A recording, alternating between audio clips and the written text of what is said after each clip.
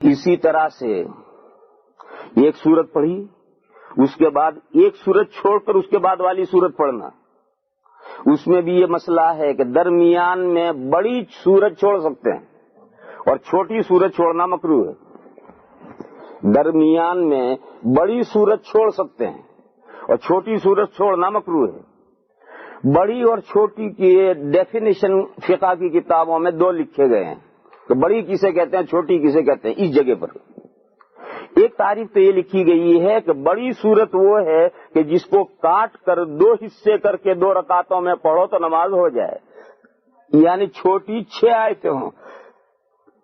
چھوٹی 6 آیتوں کے بقدر ہے تو 3 آیتیں اس رکعت میں پڑھو، 3 آیتیں اس رکعت میں پڑھو تو نماز ہو جائے گی۔ لہذا جس صورت میں چھوٹی چھوٹی 6 آیتیں ہوں وہ بڑی صورت ہے، یا چھوٹی 6 آیتوں کے بقدر بڑی 5 آیتیں ہیں، بڑی 4 آیتیں ہیں، مگر وہ بڑی 4 جو ہیں وہ چھوٹی 6 کے بقدر ہیں، تو یہ صورت بڑی صورت ہے۔ اور اگر ایسی صورت ہے کہ اس میں سے آدھا آدھا کر کے 2 رکعتوں میں پڑھو تو 2 رکعتیں نہیں ہو سکتی، جیسے اذا جاء نصر اللہ، اس کو آدھا کر کے ادھر پڑھو آدھا کر کے ادھر پڑھو نہیں ہوگا، اس لیے کہ بہت چھوٹی صورت۔ قل هو اللہ کو آدھا ادھر کرو آدھا ادھر کرو 2 رکعتوں میں نہیں ہوگا، چھوٹی صورت۔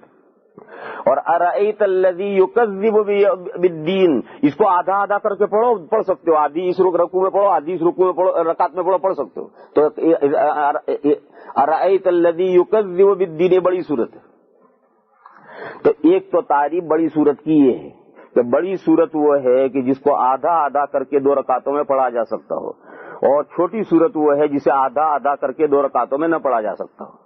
لہذا ایک سورت پڑھنے کے بعد میں بڑی سورت چھوڑ دینا بیچ میں، اس میں کوئی حرج نہیں، کیونکہ بیچ میں بڑی سورت ہے اس کو 2 رکعتوں میں پڑھا جا سکتا ہے، اور چھوٹی سورت پڑھنا مکروہ ہے کیونکہ ادھر کی پڑھ لی ادھر کی پڑھ لی، بیچ میں ایک چھوڑ دی، اس ایک میں 2 رکعتیں ہو نہیں سکتی۔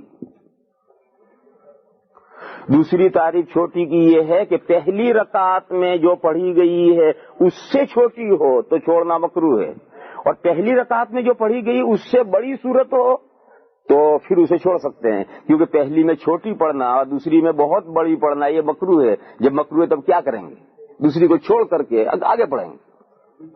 یہ 2 تعریفیں ہیں کہ بڑی یعنی پہلی رکعت میں پڑھی ہوئی سے بڑی،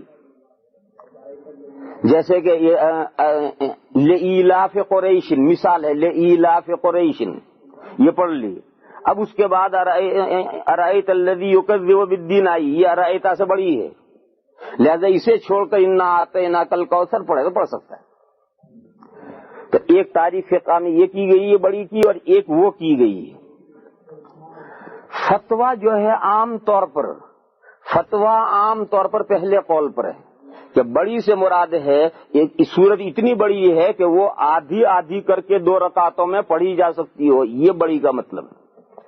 عام طور پر فتویٰ اسی پر ہے، لیکن فقہ میں یہ دونوں تعریفیں اس کی گئی، لہذا یہ مسئلہ تو گول گول ہے کہ پہلی رکعت میں ایک سورت پڑھ کر کے اس کے بعد والی سورت چھوڑ کر کے اس کے بعد والی سورت پڑھنا جائز ہے یا نہیں۔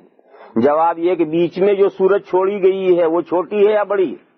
تو بڑی ہے تو چھوڑ سکتے ہو، چھوٹی ہے تو چھوڑنا مکروہ ہے۔ مسئلہ تو یوں گول گول ہے کہ ایک آدمی نے پہلی رکعت میں ایک سورت پڑھی، پھر اس کے بعد والی سورت چھوڑ کر اس کے بعد والی سورت دوسری رکعت میں پڑھی، تو ایسا پڑھ سکتے ہیں یا نہیں؟ جواب یہ ہے کہ وہ جو بیچ میں سورت چھوڑی ہے وہ چھوٹی ہے یا بڑی؟ کہا چھوٹی ہے تو اس کا چھوڑنا مکروہ ہے۔ کیوں چھوڑی اسے پڑھو، کیا نہیں وہ بڑی صورت ہے چھوڑ سکتے ہیں۔ مسئلہ تو یوں ہے، لیکن چھوٹی ہے یا بڑی ہے کا کیا مطلب؟ چھوٹی ہے یا بڑی ہے، یعنی پہلی رکعت میں جو سورت پڑھی گئی ہے اس کے اعتبار سے چھوٹی ہے یا بڑی ہے، ایک مطلب یہ ہے کہ اس کے اعتبار سے چھوٹی یا بڑی، اس پر مسئلہ ہے۔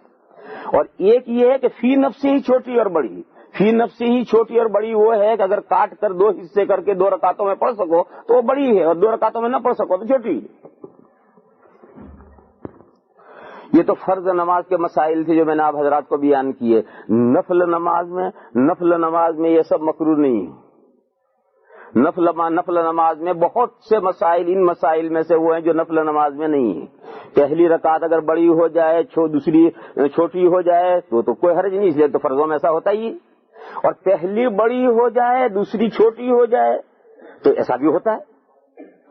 پہلی بڑی ہو جائے دوسری چھوٹی تو فرضوں میں ہوتا ہی ہے، لیکن پہلی چھوٹی رہے اور دوسری بڑی ہو جائے اور بڑی واضح طور پر بڑی، اس میں بھی نفلوں میں کوئی حرج نہیں.